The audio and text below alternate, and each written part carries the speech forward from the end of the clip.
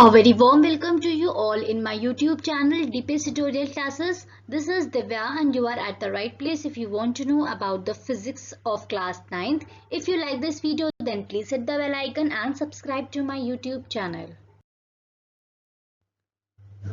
Class 9 पे हम लोग जो थर्ड चैप्टर स्टडी कर रहे थे दैट वाज ग्रेविटेशन और लास्ट की जो हमारा पहला लेक्चर था उसमें हमने ग्रेविटी के बारे में बेसिकली जाना कि ग्रेविटेशन होता क्या है और हमने सेंट्रीपिटल फोर्स के बारे में स्टडी किया था कुछ एग्जाम्पल से रिलेट करके।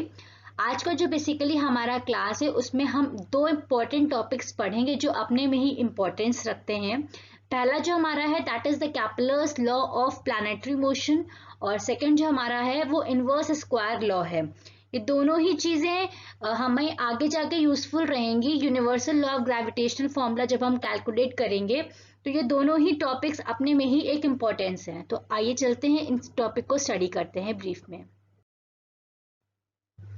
सबसे जो पहला हमारा टॉपिक है that is the Kepler's law of planetary motion. कैपलर basically हमारे एक साइंटिस्ट थे जॉन्स कैपलर। उन्होंने मतलब तीन बेसिकली लॉ इस्टेब्लिश किए थे और इन्हीं के नाम पे ये लॉज का इस्टेब्लिशमेंट जो इन्होंने किया था इन्हीं के नाम पे लॉ को रखा गया था।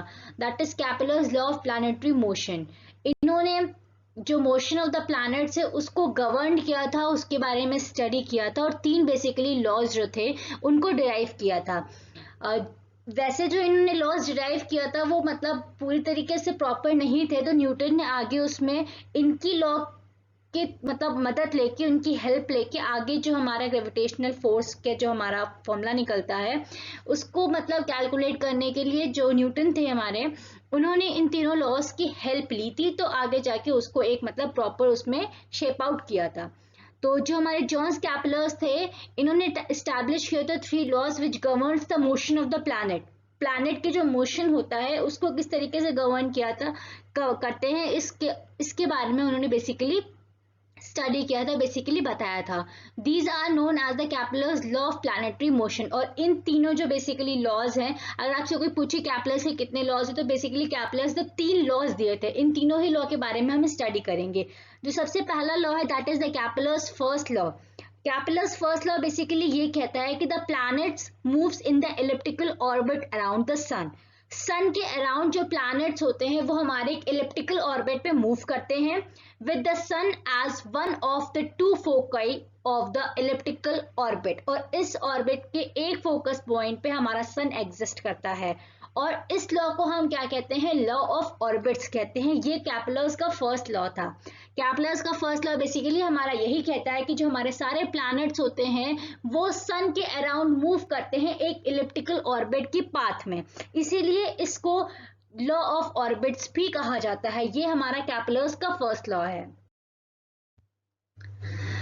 Kepler's second law. Kepler's second law ये स्टेट करता है कि each planet revolve around the sun in such a way that the line joining the planet and the sun sweeps equal area in equal interval of time.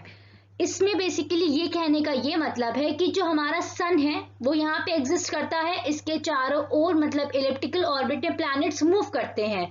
तो इसमें basically second law में ये कहना चाह रहा है कि जो कोई भी अगर लाइन, ये सपोज ये प्लैनेट है और ये सन है, इससे अगर हम लाइन ड्रॉ करते हैं और यहाँ पे दूसरा कोई प्लैनेट है और यहाँ से सन का डिस्टेंस अगर हम देखते हैं तो वो हमारा इक्वल एरिया कवर करता है। अगर दोनों के बीच में मूवमेंट का जो टाइम है, एक प्लैनेट अगर इस पॉइंट से इस पॉइंट में किसी पर्टिकुलर टाइम पीरियड पे मूव कर रहा है और एक प्लैनेट इस पॉइंट से इस पॉइंट में किसी पर्टिकुलर टाइम पीरियड पे मूव कर रहा है, अगर उनका टाइम पीरियड मूव करने का सेम है तो ये आपस में जो ये ब्लैक पोर्शन का एरिया आप देख सकते हैं ये दोनों का ही एरिया इक्वल होगा।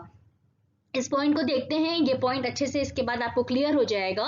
इसका बेसिकली यही मतलब है, फिर से मैं आपको बता देती हूँ कि each planet revolve around the sun in such a way that the line joining the planets and the sun, ये जो लाइन ज्वाइन कर रही है प्लैनेट्स और सन को, sweeps out equal area in equal interval of time. Thus, if the time of travel from A to point B is same as that from A dash to B dash, अगर यहाँ से कोई planet move कर रहा है इस A point से B point तक और कोई प्लैनेट मूव कर रहा है A डैश से B डैश तक, अगर इन दोनों का ही टाइम पीरियड से मतलब 10 मिनट लग रहा है उसको A पॉइंट से B पॉइंट मूव करने में और 10 मिनट ही लग रहा है उसको A पॉइंट A डैश से B डैश मूव करने में, तो इनका जो एरिया होगा, जो ये एरिया है, ये सी यहाँ पे सन एग्जिस्ट कर रहा है, सी ए बी जो ये एरिया कवर होगा ये किसके एरिया के इक्वल होगा, सी ए डैश एंड बी डैश इस एरिया के इक्वल होगा। ये बेसिकली कैपलर का सेकेंड लॉ स्टेट करता है और इसीलिए हम इसको ये भी कहते हैं, this law is also known as law of area. Hope so अब ये आपको क्लियर हो गया होगा। ये हमारा सेकेंड लॉ है। फर्स्ट लॉ ये कहता है कि जितने भी प्लैनेट्स हैं वो सब सन के अराउंड इलिप्टिकल ऑर्बिट पे मूव करते हैं, इसीलिए उनको लॉ ऑफ ऑर्बिट्स भी कहा जाता है। सेकेंड लॉ हमारा ये स्टेट करता है कि अगर कुछ मतलब एक प्लैनेट को एक पॉइंट से दूसरे पॉइंट पे मूव करने में और अगर हम दूसरा प्लैनेट कंसीडर करते हैं उसको भी एक पॉइंट से मूव करने में दूसरे पॉइंट तक, दोनों की टाइम पीरियड अगर सेम है तो वो दोनों ही प्लैनेट्स इक्वल एरिया को कवर करते हैं, इसलिए इनको हम लॉ ऑफ एरिया भी कहते हैं। तो ये हमारा हो गया कैपलर का सेकेंड लॉ। अब आता है Kepler's third law. The Kepler's third law ये स्टेट करता है कि the cube of the mean distance of the planet from the sun, मतलब सन से जो प्लैनेट का जो डिस्टेंस है आर सपोज करते हैं, उसका जो क्यूब होता है, आर का अगर हम क्यूब करते हैं तो वो डायरेक्टली प्रोपोर्शनल किसके होता है, to the square of the time it takes to move around the sun. मतलब जितना टाइम पीरियड उसको लगता है सन के अराउंड मूव करने में उसके स्क्वायर के बराबर होता है। इस लॉ को हम इस तरीके से एक्सप्रेस कर सकते हैं कि जो हमारा आर क्यूब होता है, आर क्यूब बेसिकली क्या है, mean distance of the planet from the सन।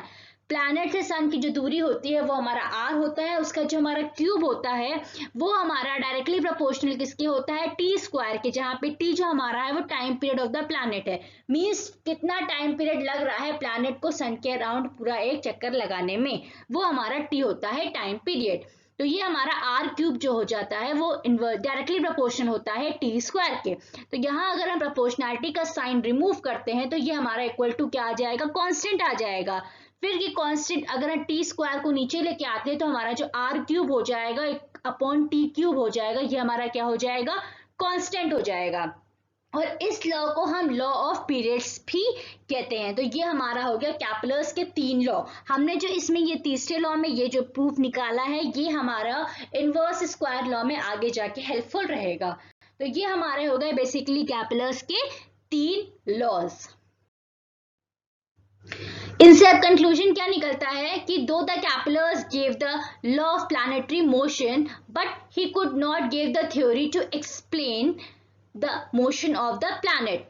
जबकि कैपलर्स जो थे इन्होंने लॉ ऑफ प्लैनेटरी मोशन तीनों दिए थे बट इन्होंने इसकी थ्योरी को एक्सप्लेन नहीं कर पाए थे। It was Newton who showed that the cause of the motion of the planet is the gravitational force with the sun exerts on them। और ये न्यूटन थे जिन्होंने इस बात का ये प्रूफ किया कि जो जैसा कि मैंने अभी आपको बताया था कि जो हमारे प्लैनेट्स है वो अराउंड इसलिए मतलब मूव करते हैं क्योंकि ग्रेविटेशनल पुल फोर्स जो है वो सन के द्वारा, सन की वजह से, मतलब जो सन है वो हमारा ग्रेविटेशनल फोर्स इन प्लैनेट्स पे एक्सर्ट करता है, इस वजह से ये प्लैनेट्स जो है हमारे सन के अराउंड मूव करते रहते हैं। इस चीज को कैपलर्स प्रूव नहीं कर पाए बट उन्हीं के लॉज की मदद से न्यूटन ने इस चीज को प्रूफ कर दिया। Newton used the Kepler's three law of planetary motion to develop the law of universal gravitation. Newton ने इनके तीनों लॉज की हेल्प लिया, उससे थोड़ा बहुत आइडिया लिया और जो प्लैनेटरी मोशन के जो लॉज हैं, प्लैनेटरी मोशन के जो रूल्स हैं, बेसिकली तीन लॉज हैं, उनकी हेल्प से इन्होंने लॉ ऑफ यूनिवर्सल ग्रेविटेशनल का इन्वेंशन किया। तो इस तरीके से हमारे जो कैपलर्स के लॉ हैं वो भी बहुत ज्यादा अपने में इंपॉर्टेंस रोल प्ले आउट करते हैं क्योंकि इन्हीं की मदद से न्यूटन को आगे आइडिया मिला और इन्होंने लॉ ऑफ यूनिवर्सल ग्रेविटेशन को प्रूफ किया। तो ये हमारे हो गए कैपलर्स लॉ। अब आगे हम पढ़ते हैं न्यूटन्स इनवर्स स्क्वायर रूल। अब इसी को आगे लेके न्यूटन ने फॉरवर्ड किया और इसमें इनवर्स स्क्वायर रूल का एक मतलब फॉर्मेशन किया। अब न्यूटन का इनवर्स स्क्वायर लॉ बेसिकली क्या कहता है, the force between the two bodies is inversely proportional to the square of the distance between them is called as a inverse square rule. Basically जो inverse square rule है वो हमारा ये कहता है कि अगर कोई भी दो बॉडीज हैं उनके जो बीच में फोर्स लग रहा है वो किसके इनवर्सली प्रोपोर्शनल होता है, आर स्क्वायर के। तो ये हमारा 1/r स्क्वायर होता है, इसके इनवर्सली प्रोपोर्शनल होता है। मींस अगर जैसे जैसे डिस्टेंस बढ़ता जाएगा दो ऑब्जेक्ट्स के बीच में, उनके बीच में जो आपस में फोर्स लग रहा है वो वैसे ही वैसे कम होता जाएगा। तो ये हमारा इनवर्स स्क्वायर रूल होता है।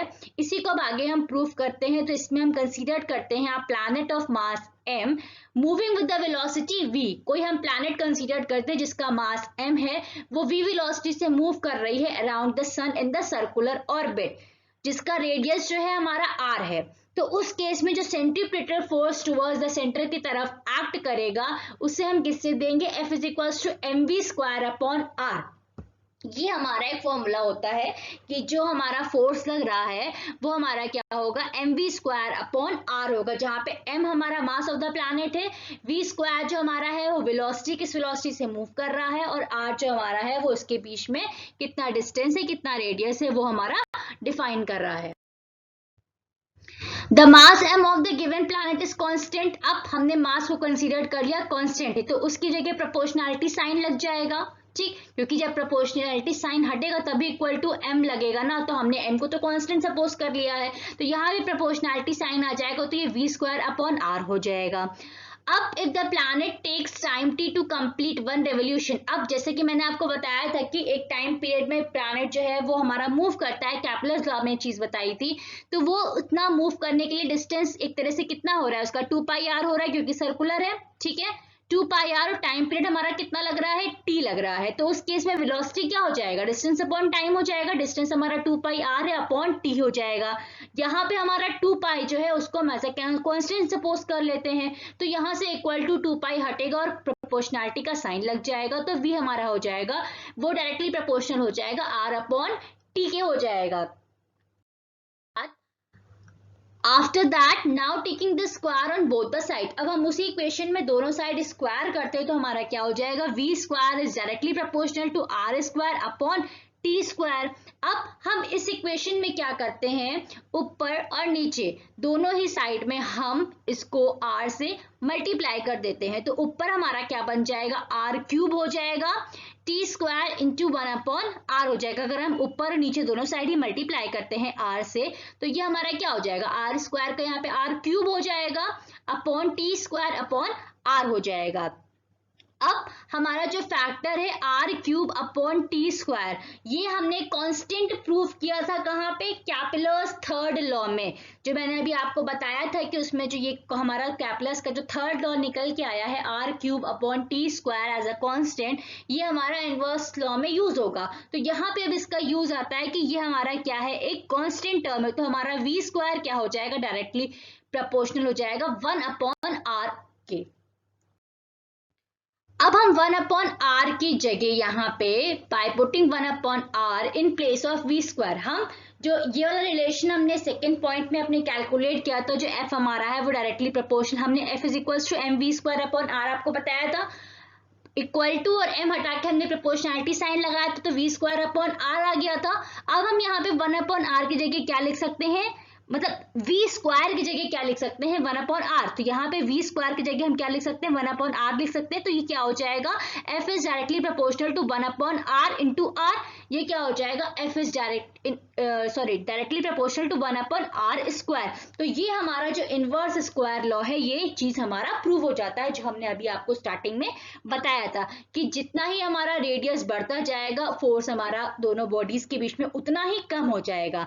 तो वही चीज इसमें यहाँ पे लिखी हुई, if the r increases by the factor 6, अगर हम r को फैक्टर 6 से इंक्रीज करते हैं तो फोर्स जो हमारा दोनों के बीच में है वो कितने टाइम्स कम होगा, 1/36 टाइम्स कम हो जाएगा, क्योंकि यहाँ पे ये r² है। तो ये हमारा हो गया न्यूटन के इनवर्स स्क्वायर लॉ के बारे में।